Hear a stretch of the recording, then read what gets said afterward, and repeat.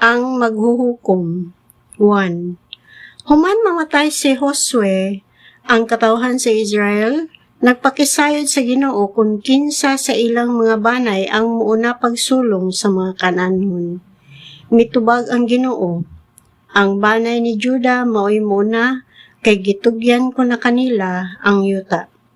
Ang banay ni Juda miingon sa banay ni Simeon, ubani kami sa kayutaan nga gigahin alang kanamo, ug maghiusa kita sa pagpakigubat sa mga Kanaanhon.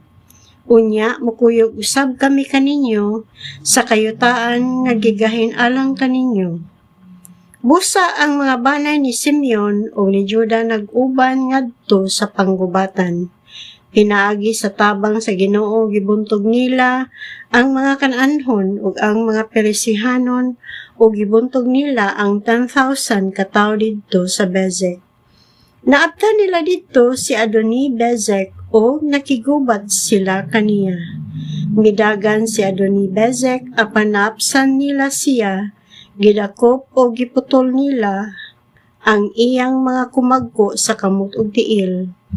Miingon si Adoni-Bezek, kaniadto 70 kahari nga giputla nako sa ilang mga kumagko sa kamot ug tiil, ang namunit og mga momho ilalom sa akong lamisa. Karon gibuhat sa Dios kanako ang gibuhat ko kanila. Gidala nila si Adoni-Bezek ngadto sa Jerusalem ug didto namatay siya. Kiatake sa banay ni Juda ang Jerusalem ug nailog nila kini. Gipatay nila ang katawhan niini ug gisunog ang syudad. Human niini nakigubat sila sa mga Kanaanhon nga namuyo sa kabungturan, kapatagan ug sa Negev. Ang banay ni Juda midasdas sa mga Kanaanhon nga namuyo sa syudad sa Hebron, nga kaniadto ginganlag syudad sa Arba. Gibuntog nila ang kabanayan ni Sesai, Ahiman ug Talmain. Gikan didto gisulong sa banay ni Juda ang syudad sa Dabir, nga kaniadto ginganlag syudad sa Sefer. Mipahibalo si Caleb, ipaasawa ko ang akong anak nga si Aksa sa lalaki nga makabuntog sa syudad sa Sefer. Si Othniel nga anak sa manghod ni Caleb nga si Kenes, maoy nakabuntog sa syudad. Busa gipaasawa ni Caleb kang Othniel ang iyang anak nga si Aksa. Sa dihang naminyo na sila, gihangyo ni Othniel si Aksa sa pagpangayog uma sa iyang amahan. Busa giadto ni Aksa si Caleb o sa pagkanaog niya gikan sa iyang asno. Nangutana si Caleb kung unsay tuyo sa iyang anak. Mitubag siya, hatagi ako gasa, kay adto mo man ako papuy-a sa Negev.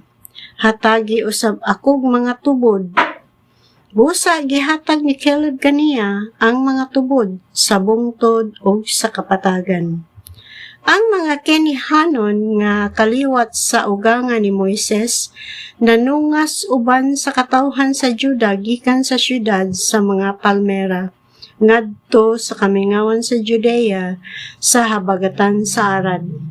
Namuyo sila didto uban sa mga Amalekhanhon. Ang katawhan ni Juda mikuyog sa katawhan ni Simeon.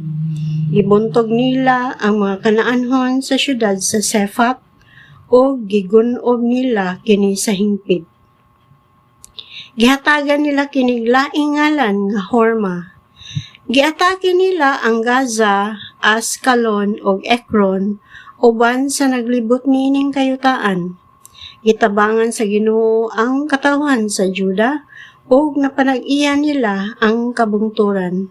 Apan wala sila makabuntog sa katawhan nga nagpuyo sa daplin sa kabaybayunan tungod kay kining mga tawhana may mga karwahe nga gigamitan og puthaw. Sumala sa sugo ni Moises ang Hebron gihatag kang Caleb. Giabog niya ang tulo ka banay nga kaliwat ni anak. Apan wala abuga sa banay ni Benjamin ang mga Jebusihanon nga nagpuyo sa Jerusalem.